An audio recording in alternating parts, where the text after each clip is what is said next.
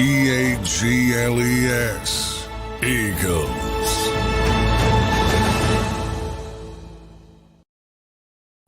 Welcome to Football 24/7. I'm your guy, Tony DeShields II, and I'm joined by our Eagles insider, John McMullen. You guys are locked on the JAKIB Sports YouTube channel. Smash that like button. Make sure you guys stay engaged in the content. We appreciate all the love and support that you guys always provide.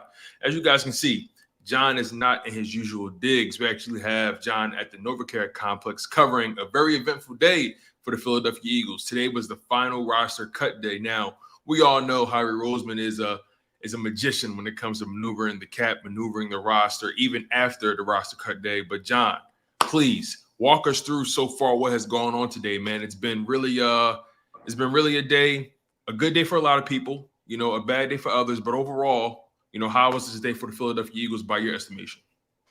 Well, it's always a tough day from the standpoint of obviously you start this thing with 90 guys and all of a sudden you got to go down to 53. Now, a bunch of them will be back tomorrow on the practice squad. So that helps a little bit. But it's always a tough day from the organization standpoint as far as saying goodbye, making some difficult decisions. And yeah, it's changed a little bit over the last few years, which I was, I asked Howie about the fact that, now you have the expanded practice squad, which is 16 instead of 10. You have the ability to put veterans on the practice squad. A few years ago, you couldn't put veterans on the practice squad. And you also have the more liberal IR rules. Back in the old days, if you placed a guy on IR at any point, that meant he was done for the season. And now it's 4 games. So that's changed his roster building philosophy, as it should, because there's more flexibility. And a perfect example is today. A lot of people use that word final, Tone. I like to use the word initial. It's the initial cut down to 53 because perfect example, the Eagles don't have a punter right now. So obviously they're going to have a punter week 1 in New England. So they're going to have guys in tomorrow to work out at the NovaCare complex. And, they haven't shut the door on Aaron Cepas just yet. If nobody catches their fancy, they might go back to her. And I know fans don't want to hear that. And I would say it's unlikely. Once you go down this route, it's very unlikely. I think they're going to go in a different direction, but they did mention that specifically he might be back, but I don't necessarily believe that. They also went very light at wide receiver. They only kept 4 wide receivers. They went very light at linebacker, which we thought they might, only keeping 3, cutting Nicholas Morrow.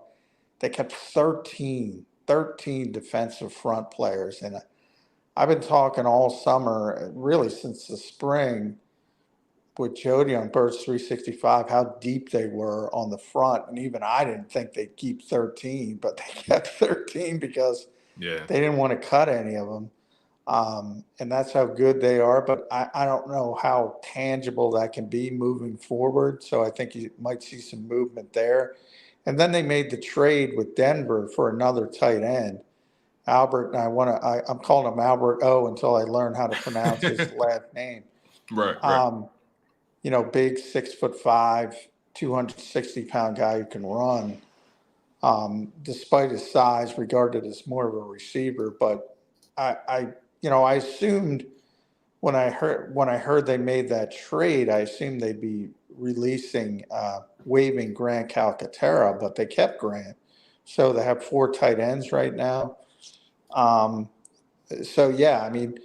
There's going to be more movement in the coming days. I would say, as far as the waiver wire goes, one thing working against the Eagles is the fact that they're 31st in the pecking order because obviously they went to the Super Bowl. Only Kansas City's behind them. So even if they claim a player, they're going to hope 30 teams don't claim them as well. So that makes it more difficult. But there are other avenues as well. You can sign vested players at any point. You don't have to get them through waivers.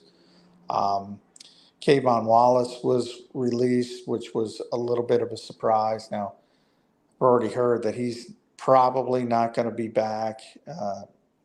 He's going to have some other offers.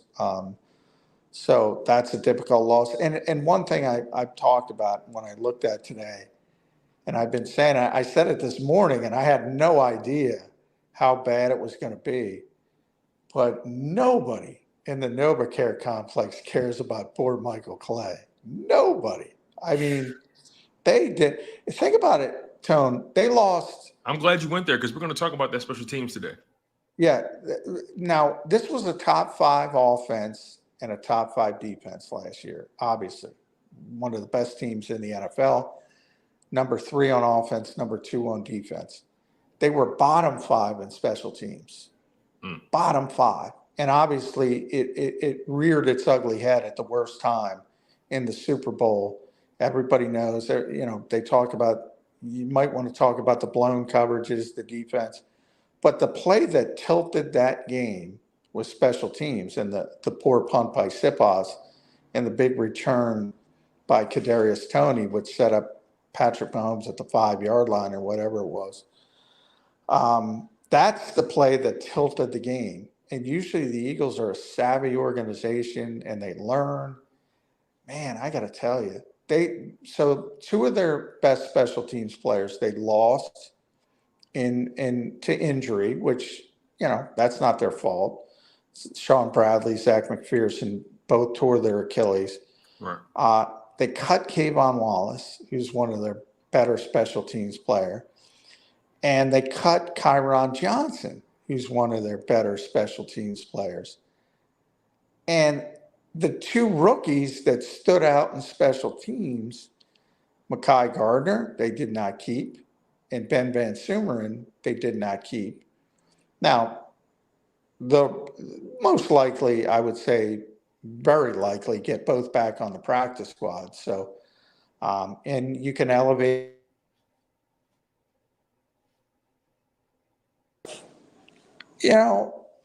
I've heard the argument that, well, the Eagles weren't good on special teams last year, which is fair.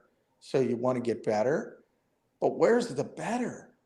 They didn't get better on special teams. They don't have players that could be better than Kayvon Wallace or Kyron Johnson.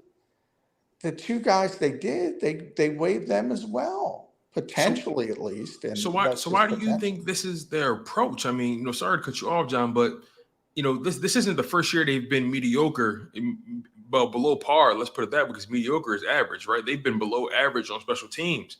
And this isn't the first year this has been the case. It's actually been a steady progression, right?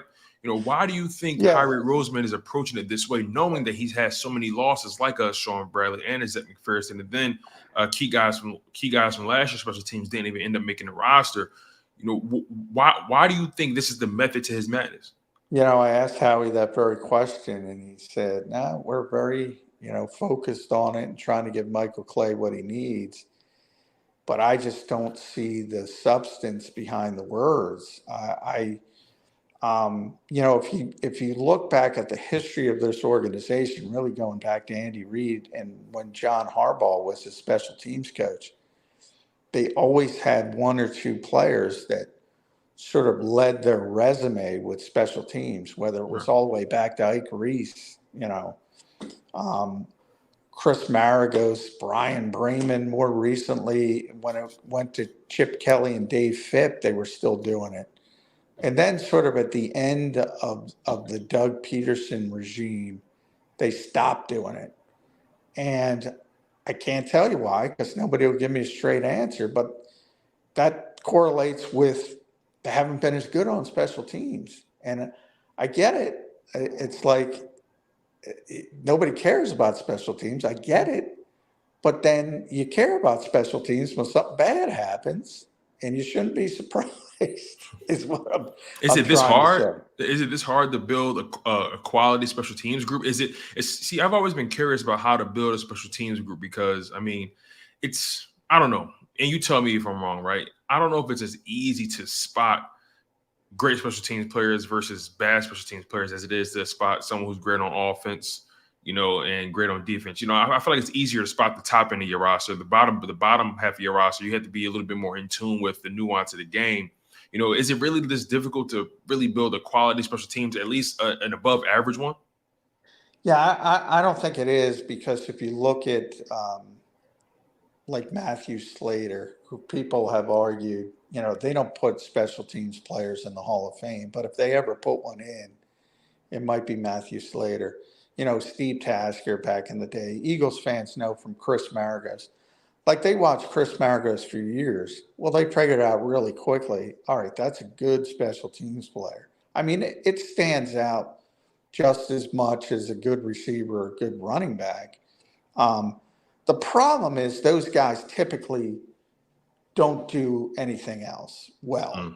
So they can't play a position, and the Eagles seem to believe that you need to play a position. You can't just be a special teams player. And I don't know why that philosophy changed. And I generally give this organization credit for making good decisions typically. And they typically do make good decisions. I think, recently we just talked about Isaiah Rodgers a lot. I think that's a great move, a savvy move, winning, outside the margins type move we all talk about all the time with the Eagles.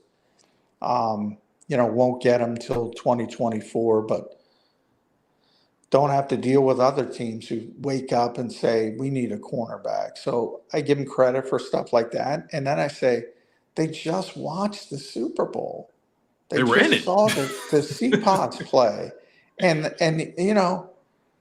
now I'm not going to overstate the fact that right now they don't have a punter, because, as I said, obviously they're going to have a punter. Right. But they also cut the punt returner in Britton Covey, and they'll probably get him back on the practice squad. They don't really have an impactful kickoff returner. It's just they seem to put it on the back burner now, and it's not as important because of the rule changes, certainly. Certainly kickoff returns are not as important, so that works both ways, not only the returner but the coverage unit. That's the only thing I can come up with. They're saying because of the rules, it's not as important to build up the special teams. They're probably right to a certain degree, but boy, when you fall apart in a big spot, and it's not just the Eagles. You remember San Francisco beat Green Bay. Green Bay was destroying them, but it was a bad weather game, and the offense couldn't get going. They were clearly the better team, but they struggled on special teams the entire year. And all of a sudden, block punt, San Francisco wins the game. It's still meaningful, even though sort of like running back, nobody cares about running back right up until they need a running back. Yeah. So are there, we spoke about some names that you were surprised, right? That kind of got cut, Kavon Wallace, Britton Covey, guys like that. Were there any guys that made the initial roster, as you would say?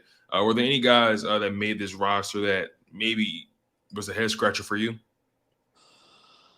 No, not a head scratcher. I mean, I picked Garner to make it over Ricks, but we've been talking about that a lot. I mean, Ricks made the splashy plays, so it didn't surprise me. In fact, that was sort of like a curveball to try to beat everybody in the roster pool, hoping the Eagles would say, hey, we need a special teams player. Let's keep Garner. So I wouldn't say it was a surprise. But he was the only undrafted kid to make it. The biggest surprise to me was just how deep they went on the defensive front. I mean, 13 is ridiculous. How many did they keep last year, if you remember? I think it was 10, might have been 11. But, and I even got him to 12, but I couldn't get to 13. So, and I wrote on SI, Kentavious Street was my 54th guy, and I wanted to get him on the roster, but I just couldn't figure out a way to get him on the roster. And for the Eagles, they just said, we're putting him on the roster. It doesn't matter. Right. And they're going light. I never imagined they'd keep 4 receivers. I mean, you can't go through an NFL season with 4 receivers. You can't. So do you think so them going so deep on his defensive line, right? You know, guys like Moro Jomo and Katavius Street, you know, the guys on the bottom end of it. They're clearly showing that they think so highly of this group that they're afraid to allow them to hit free agency or to hit the waiver wire. And then with the wide receiver group, they only kept 4, which tells me that they weren't as impressed or confident in any of those guys that they brought in to try to compete to make the roster. You know, how do you think they should balance that? How do you think they will balance that in the future? How many receivers do you think they will actually have when the season actually starts? And, you know, how many D-linemen do you think they will actually have on this roster when the season actually starts, given that this is the initial roster? I've said, you know, right away, they have to add a punter, so that's 1 roster spot. And I think they're going to have to add a wide receiver, and that's 2. And so you have to find 2 So who are the odd men roster spots. 1, I would think, would be Grant Calcaterra right off the bat. I can't imagine they would go 4 tight ends for an extended period of time. So I think they'll hope to get him ultimately through to the practice squad. Then there's, you know, Moro Jomo had the concussion injury. Perhaps they can put him on injured reserve for 4 games and get a roster spot that way. But yeah, it's curious. I mean, Kentavious Street is a perfect example, Tone. Like, look, he's not going to play, and he's on a 1-year deal as a veteran. And it's like, don't get me wrong, he's an NFL player. He's, in my opinion, unquestionably one of the 53 best Eagles. But it's not about keeping the 53 best players. You need certain numbers at each position. And I haven't even gotten a linebacker. Can you go through a season with 3 linebackers? I don't think so. So that's the 3rd spot you have to deal with. So, you know, I'm trying to think. Goodrich was back at practice, so they probably can't play the IR game with him. But, you know, somebody could come up with a sprained ankle this week. They're going to practice tomorrow and Thursday before they're off over the weekend. And, you know, they can maybe finagle something injured reserve-wise. But if you're asking me who's likely to get released, I would say Grant. I thought the minute they announced the trade, I thought he wasn't going to make the team. So that would be where I would go first. And then clearly, I mean, they don't want to cut Ricks, and I don't think they want to cut Goodrich. They would have, if they wanted to cut Ricks, they would have cut him today. So they're not going to cut him tomorrow. Same thing with Goodrich, and they need a backup slot. So I think it would be more likely to get a spot through an injured reserve designation. So are there any players that you think the Eagles may be targeting who have been cut by other teams? We know the linebacker room most likely is going to end up with, you know, Zach Cunningham and Kobe Dean, you know, starting out. But I'm curious, you know, and again, we talked about the special teams, you know, lacking talent, right? Lacking some high impact guys.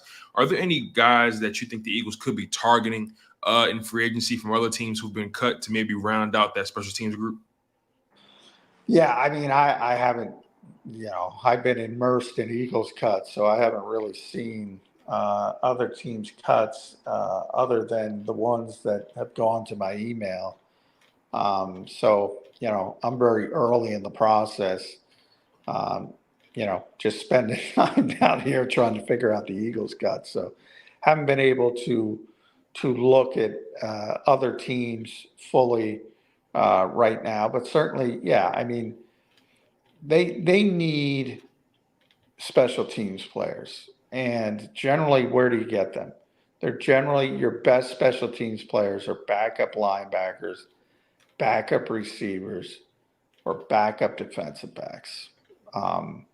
So there's certain guys. Kaylee Ringo, hasn't looked ready all summer as a corner yet, but he's going to have to play on special teams and he's going to have to be successful. Mario Goodrich is going to have to play on special teams. He's going to have to be successful.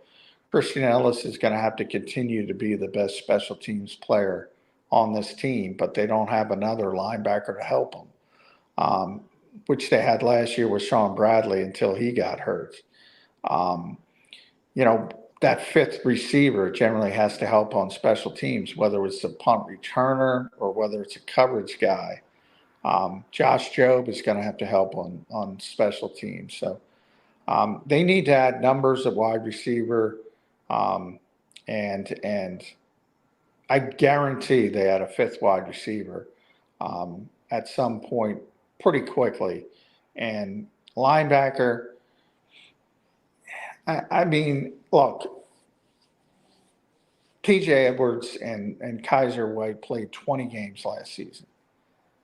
To expect that again at a position where you generally take a pounding is probably a little bit pie in the sky.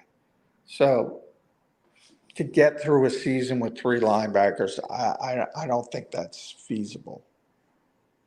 Yeah, especially with Nakobe Dean, he already had an injury in training camp, and then Zach Cunningham has a lengthy injury history of his own. It's kind of hard to believe that this linebacker core, especially as it's presently built, it's kind of hard to believe that core can last a 17-game season, hopefully a 20-game season if you're trying to get back to the Super Bowl. John, I know you're out there at the New Care Complex. I know you're not in your usual digs during the show, so I want to try to keep the show as tight as I possibly can. My final question for you pertains to Derek Barnett. Now, trade rumors, as a matter of fact, have begun to surface when it comes to Derek Barnett. We know they restructured his contract earlier on in the offseason. What have you heard about Derek Barnett and those trade rumors? Who appear to be the key players in this deal? And what do you think the Eagles are potentially hoping to get back for the former first-round pick? Well, I don't know if they're going to trade him now because, Nolan Smith has all of a sudden this shoulder injury and all of a sudden he becomes more valuable. Nolan hasn't practiced now for five consecutive practices, so just about 2 weeks. He made this weird comment, and Dave Zangaro was on the show this morning, Birds 365, because that was the reporter who made the comment to, something about his shoulder being his baby, and sometimes it works and sometimes it doesn't work. And we're all right. I remember what the heck does that mean? So all of a sudden, is this degenerative? Is this going to be a problem? I think the Eagles are going to be, if you think about last year, and they had an historic season rushing the passer with 70 sacks, and they still weren't happy because Derek tore his ACL in week 1 in Detroit, and they didn't have that fourth guy. Right. And they were hoping it was going to be Patrick Johnson. They didn't get enough out of Patrick Johnson. They traded for Robert Quinn. That didn't work out. And they want 4 guys. And if it ain't going to be Nolan Smith, it's got to be Derek Barnett. Now, the problem is Derek Barnett's only 27 years old. And, he wants playing time because he's got only this 1 year left on his deal. So he's still trying to get another deal somewhere else. It's most likely not going to be here. But, how do you get a decent contract? Well, you got to play. So that is, from his perspective, what fueled the trade demand. But all of a sudden, the Eagles are like, well, he is going to play. So they don't want to trade him. But to answer your question, what could they get back? You're talking a day 3 pick, maybe a conditional 6th-round pick. Best case scenario. That can move up to a 5, more likely just a 6. But I don't think the Eagles want to trade him. I really don't. Yeah, you bring up a good point, especially with Nolan having that shoulder injury that he's been nursing, for quite some time. And then, from Derek Barnett's perspective, you definitely understand where he's coming from. He wants to get that playing time, but in Philly, like you said, he's going to get the opportunities to rush the quarterback for sure. We saw many guys on this Eagles defensive line get double-digit sacks, so I think he's going to have plenty of opportunity if he's making the most of those opportunities. I think he'll have plenty of chances to get at the quarterback for sure.